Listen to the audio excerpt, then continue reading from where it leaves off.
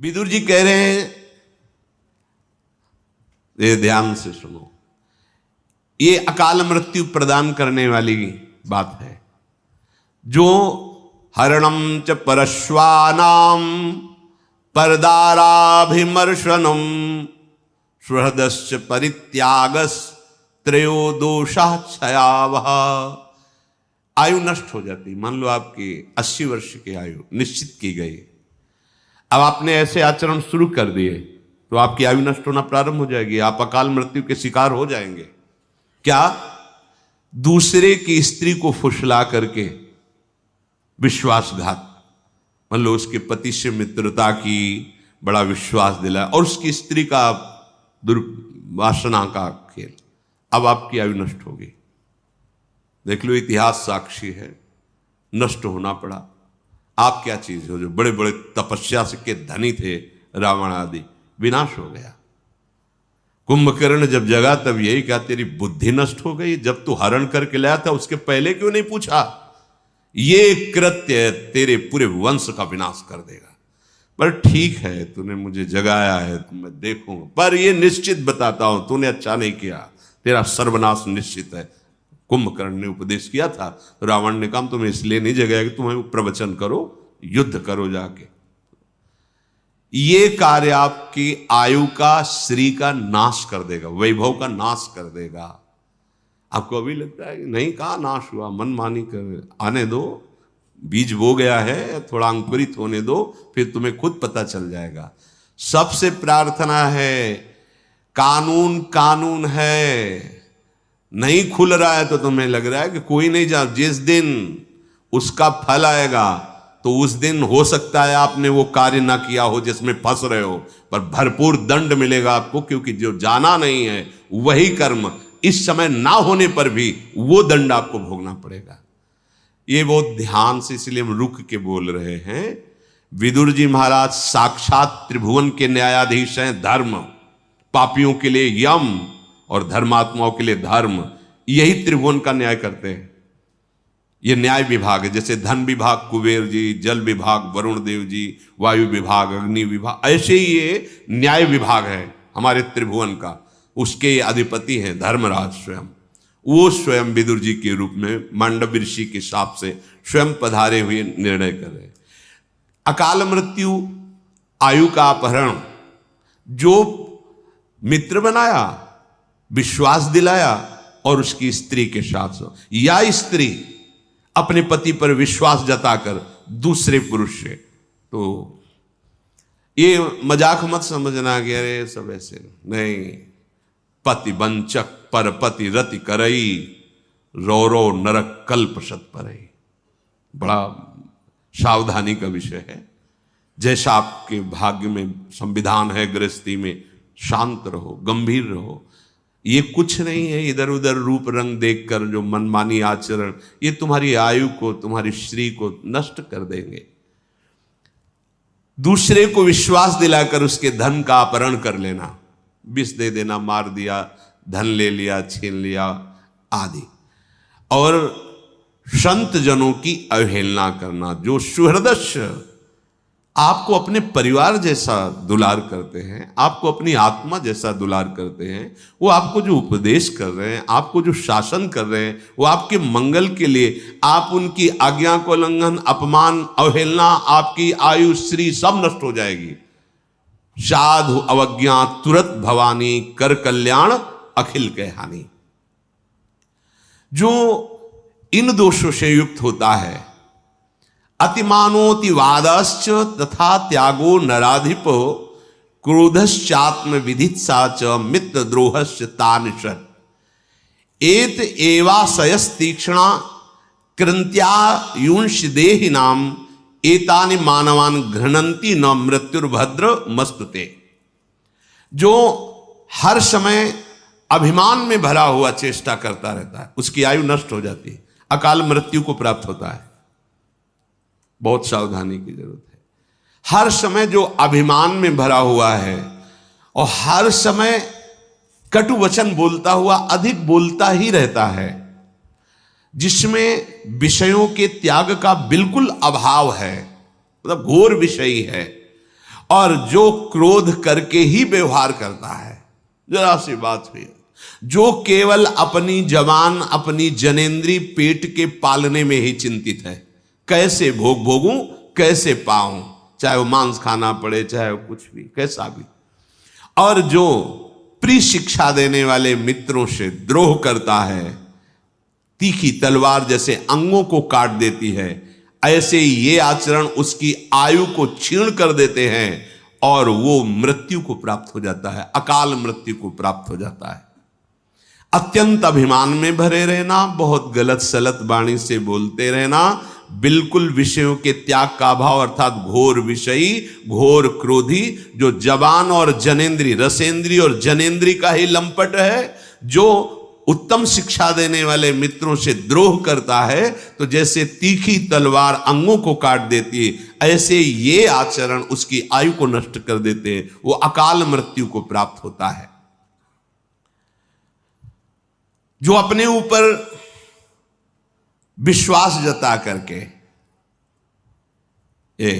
विश्वस्तस्य येति यो दारान यश्चापि गुरु तल्पगा, उसको मित्र बनाता है, बड़ा विश्वास दिलाता है और फिर उसकी स्त्री के साथ समागम करता है। वहां भी सारे में वर्णन, यहां भी वर्णन। और जो पूजनीय गुरु के समान, जैसे माता है, बहन है, बड़े भाई की पत्नी है, ये सब गुरु के समान पूजनीय है। जो इनके साथ गलत कार्य करता है, इनकी आयु नष्ट हो जाती है, इनका बुद्धि नष्ट हो जाती है, इनका श्री वैभव नष्ट हो जाता है। बहुत ध्यान से सुनो, यही हमारी ऐसी गलतियां होती हैं जो हमारी बुद्धि को भ्रष्ट कर देती है, हमारे जीवन को नष्ट कर देती है।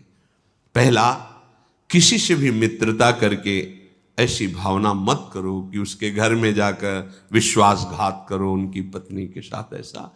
और जो आपकी पूज्या है, जैसे माँ है, बहन है, बेटी है, बड़े भाई की पत्नी माता के समान मानी गई है, पूर्व में चरण छूते हैं, माँ के समान उसको समझते हैं, तो इनको गुरु तुल्य मानना। जैसे हम गुरु को आदर से देखते हैं, ऐसे बेटी के प्रति, बहन के प्रति, अपनी माता के प्रति, ऐसे बड़े भाई की पत्नी के प्रति हम ऐसे भाव, अगर ये इनके साथ गलत भाव, तो आपकी आयु नष्ट हो जाएगी, आपकी श्री कीर्ति नष्ट हो जाएगी। जो किसी के भी साथ जो नीच आचरण वाली स्त्रियां हैं, अर्थात जो अर्थ आदि के लिए अपने देह को बेचती, ऐसों के साथ उसकी आयु नष्ट हो जाती है, उसका श्री कीर्ति नष्ट हो जाती है।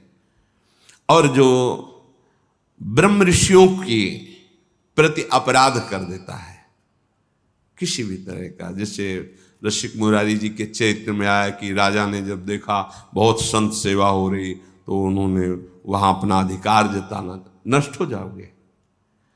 जो भागवत धर्म की सेवा में भागवत भाव को प्राप्त हुए जन है, तो सारा वैभव उनके चरणों में लुटता है। यदि आप शासक होकर, बड़े अधिकारी होकर या आप बलवान होकर उसका अपहरण करते हैं, तो आपकी आयु नष्ट हो जाएगी, आपका श्री तेज पुण्य नष्ट हो जाएगा।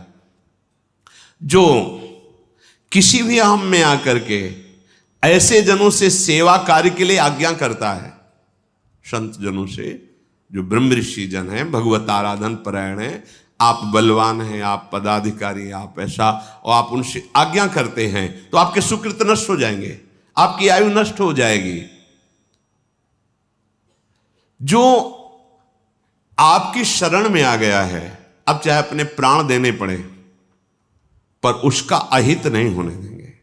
अगर वो शरणागत जो आपके समीप आया है, आपने धोखेबाजी करके उसकी हत्या करवा दी या आपने कर दी, तो इन सब की आयु चाहे जितना प्रायश्चित करें, इनकी आयु, लिखा है, प्रायश्चित करने पर भी वेदों की आज्ञा है, सिद्धांत है कि उसकी आयु और वैभव नष्ट हो जाएगा। समय का इंतजार करो, ना तो ऐसे लोगों का संग करे, ना ऐसे कार्य करे। बार बार सबसे प्रार्थना की है, शराब मत पिए। क्यों? क्योंकि ये दोष बहुत भयंकर प्रकट हो जाएगा। जब आप मदिरा के नशे में होंगे तो आपको ये नहीं दिखाई देगा कि सामने कौन है, न बोलने में, न क्रिया में, न चेष्टा में, न चिंतन में, क्योंकि उसका काम ही है बुद्धि को भ्रष्ट कर देना। इसीलिए मना करते हैं हाथ जोड़कर, न तुम्हारे स्वास्थ्य के लिए अच्छा है, न तुम्हारे परलोक के लिए अच्छा है, न समाज के लिए अच्छा है, किसी भी तरह से अच्छा नहीं। मदिरा पान करना, परिस्त्री गमन करना, अभिमान भरी चेष्टा करना, अधिक गाली आदि बोलते रहना और विषयों में खूब अनुराग रखना, अर्थात विषयों का त्यागी ना होना, हर समय क्रोध नाक में रखे रहना, अपने रसेंद्री और जनेंद्री के ही भोग का केवल चिंतन करना, मित्र द्रोह अर्थात अपने मित्र पर विश्वास दिलाकर उसकी स्त्री के साथ समागम करना, और जो गुरु के समान पूज्य हैं उनके साथ ऐसी वृत्ति रखना, जो शरीर को बेचते हैं अर्थात उनके साथ समागम करना, जो ब्रह्म ऋषियों की जीविका को नष्ट कर देना, जो संत महात्मा इनसे आदेश पूर्वक सेवा करवाना, जो शरणागत की हिंसा करवा देना या हिंसा कर देना, इनकी आयु श्री ये नष्ट हो जाती है और वो अकाल मृत्यु को प्राप्त होते हैं। श्री विदुर जी महाराज कह रहे हैं, पंचेन्द्रियस्य मर्तस्य छिद्रम चेदेक मिंद्रियम ततोष्य स्रवति प्रज्ञा धृते पात्रादिवोदकम। महाराज, जो अपनी 5 ज्ञानेंद्रियों को वश में नहीं रखता, तो एक भी इंद्री को यदि छूट दी तो जैसे पहले पानी पुराने समय में रखा जाता था, मशक उसे कहते थे, बड़ा सा, उसमें एक छेद हो जाए तो फिर बूंद पानी नहीं रह जाएगा, सब निकल जाएगा। ऐसे ही तुम्हारा पुण्य, तुम्हारी बुद्धि की पवित्रता, एक इंद्रिय यदि बिगड़ जाए तो नष्ट कर देगी। इसलिए सावधान होकर 5 इंद्रियों को भगवत चरणारविंद में लगाना चाहिए। भगवत मार्ग है, लोक में धन और उन्नति चाहते हो, परलोक में भगवत प्राप्ति चाहते हो, तो ये सुधारो करे। षड दोषा पुरुषेणेह हातव्या भूति मिच्छता, निद्रा तंद्रा भयम क्रोधम आलस्यम दीर्घसूत्रता। सबसे पहले नींद की बात कही गई भगवत प्राप्ति के मार्ग में, और इस लोक में भी ऐश्वर्य वैभव और सुखपूर्वक जीने। इसकी एक सीमा बनाओ नींद की। कोई तो ऐसे महापुरुष हैं कि मतलब भोजन पाके सोते ही रहना, मानो समाधि में ही रहते। क्यों जीवन व्यर्थ करते हो? केवल जो नींद ली जाती है अपनी इंद्रियों को नवीन चेतना देने के लिए। ये कोई सुख नहीं है कि आप 8 घंटे 20 घंटे 10 घंटे पढ़े। ये जीवन पढ़ने के लिए मिला है। अरे खूब नाम जप करो, अच्छे कार्य करो, समाज सेवा, देश से, इसके लिए शरीर मिला है। ये छूट जाएगा इसको। ये जो ऐसे दुलार करके शरीर को रख रहे हो आप, इसकी गति क्या होगी जानते हो? सड़ जाएगा, जला दिया जाएगा। काम निकाल लो, काम। ऐसे शरीर को प्रयोग करो जैसे कंजूस आदमी किसी नौकर को लावे, वो 8 घंटा के बाद उसको 500 रुपया देने हैं, तो कोशिश करेगा कि 10 घंटा ले, इससे और काम ले ले। ऐसा प्रयोग करो इस शरीर से। कम इसको नींद दो, जितने से आपकी इंद्रियां चेष्टा युक्त रहें, प्रमाद ना आवे। शास्त्रों में संतों ने अनुभव किया, जो अधिक श्रम करते हैं 6 से 7 घंटे बस, अधिक श्रम वालों। साधकों के लिए तो 5 घंटे बहुत पर्याप्त है, और उत्तम साधकों के लिए 3 घंटे। और जब भजन में वृत्ति तदाकार होने लगती तो तमोगुण का नाश हो जाता है। फिर तो उठते बैठते चलते फिरते इंद्रियां कभी श्रमित होती ही नहीं, क्योंकि कबीर कहे हम राय ठिकाना, ठाड़े बैठे परे उताना। कबीर कहे हम राय ठिकाना, परम विश्राम इंद्रियों को भगवान के चिंतन में मिलता रहता है। तो उपासक को जो इस लोक में ऐश्वर्य वैभव सुख शांति, परलोक में भगवत प्राप्ति, तो नींद का एक समय रखो। अब तो प्रणाम है भाई, आज की दिनचर्या 10-10 बजे तक लोग सोते हैं, 10 बजे तक। कैसा मतलब कलयुग का प्रभाव पड़ गया है। और उसे आप अपनी दिनचर्या में बताते हैं 10 बजे सो के, मतलब नींद खुली तो सूर्य मध्याह्न की तरफ जाने वाले हैं। अब उनका दिनचर्या, जब सारी दिनचर्या संपन्न होने का समय होता है मध्याह्न विश्राम का, तब उनकी नींद खुलती है। कैसा स्वभाव बनता चला जा रहा है। अरे प्रातःकालीन बेला पर उठ करके देव आराधन, गुरुजनों का आराधन, भगवत आराधन, फिर पूरे दिन सेवा, फिर समय से शयन कर लिए। सेवा करने वाले जो लौकिक सेवाओं में हैं 7 घंटे, 6 से 7 घंटे बहुत पर्याप्त है, इसके आगे नहीं। भागवतिक सेवाओं में जो है 5 से 6 घंटे, और जो उत्तम साधक है बस 3-4 घंटे, इससे ज्यादा नहीं। अगर इससे ज्यादा तो फिर आप प्रमाद कर रहे हैं। दूसरी बात, तंद्रा, अब बार बार जमुआई ले रहे हैं। अब एक समय सो लिया बस, ठीक है, अब ज्यादा इससे कब माला छूट गया पता नहीं। हाँ, माला चल रहा है, माला छूट रहा है, ऐसी साधना नहीं होती। ठीक से बैठो, पानी पास में रख लो, ऐसी स्थिति आवे चेतना जागृत करो, अभ्यास कर लो। फिर तो अब अगर मनाओ भी ना कि आ जाए नींद फिर वो कहती पहले में बहुत तुम परेशान क्यों, हम तुम्हें परेशान करेंगे, अब आएंगे ही नहीं ना भाई। राधा राधा राधा, इसको एक बार आप कब्जे में करो तो फिर ये नाराज हो जाती है, नींद नहीं आएंगे। पड़े रहो तो अपने को तो अच्छा है, तुम मत आओ राधा राधा राधा राधा राधा। हाँ, तंद्रा, इससे बचो। ये सत्संग में भी आपको परेशान कर देगी, माला जपने में परेशान कर देगी। बिल्कुल बिल्कुल, ये बहुत, चाहे जितना सो, ये बहुत बड़ा दोष है। अगर आप स्वस्थ हैं तो मेरुदंड सीधी रखें, दोष बिल्कुल नहीं होगा। और वैसे झुक के, वैसे मतलब जैसे बूढ़े लोग बैठते हैं, और कुर्सी में, सब स्वस्थ है लेकिन कुर्सी में बैठना है। अरे काहे को बैठे हो कुर्सी में, ये शरीर किस काम का। वृद्ध हो, तुम्हारी टांग टूट गई है, तुम्हें दर्द हो रहा है, वो तो बैठ जाओ। अब नहीं हो तो इतना क्यों खाते हो, इतना बड़ा पेट कर लिए कि आपको कुर्सी में बैठना पड़े। हम जमीन में बैठो, नीचे बैठकर भगवत चर्चा सुनो, स्वस्थ है। भगवत चिंतन में, भजन में कुर्सी की जरूरत। अरे भाई होश में रहो, दैन्य भाव धारण। अगर आपको शरीर अस्वस्थता नहीं है, बोले टांगों में दर्द होता है, क्यों इतना वजन बढ़ा रहे हो, भजन बढ़ाओ। हाँ, मतलब मूंग की दाल है, रोटी, घिया की सब्जी, अभी देखो सब गैस खत्म हो जाएगी। जो चीजें पेट को, लीवर को खराब कर रहे हैं वो जमा है, पर ठूस ठूस के खाना है तो चर्बी पेट की चौड़ी होती चली जा रही है। अब ऐसे बैठेंगे तो वजन बढ़े, और वो परेशानी। कुर्सी में, दीवार में, एक दीक्षा ले ले आए, पहले उनके लिए कुर्सी लगे, क्यों भैया, बोले थोड़ा शरीर भारी, नीचे नहीं बैठ। नहीं, मंत्र लेने आए उनके लिए, पोसा नीचे बैठो, तुम्हारा हाथ पैर टूटा है, बोले नहीं हमका नीचे बैठो, मंत्र ले, नीचे बैठो। शिष्य बनने आए हैं, पहले उनके लिए आसन लगाओ। अब गुरुजी मंत्र दे रहे हो से, हाँ ये शिष्यता है। अरे भैया यहाँ तो बहुत, इसीलिए ये जो तंद्रा है इस पर सावधान रहो। आप ये समझो कि आपको जो समय मिला बड़ा दिव्य है, और ये तंद्रा आपको परेशान कर देगी। बिल्कुल सावधान। ये जो आपकी गांठों में दर्द होता है, आप वायु रोग जो हो गया है, अपच के कारण होता है। आप ऐसे वायु बढ़ाने वाले पदार्थ पाते हैं, आपको उसका ज्ञान है नहीं, तो वायु बढ़ती चली जाती है, चर्बी बढ़ती चली जाती। काहे को इतना परेशान। सीधे सरल भोजन पाओ, सात्विक भाव पाओ, अल्पाहार करो और थोड़ा चलो, व्यायाम करो, तो आप इन दोषों से बच जाएंगे। मानिए बात।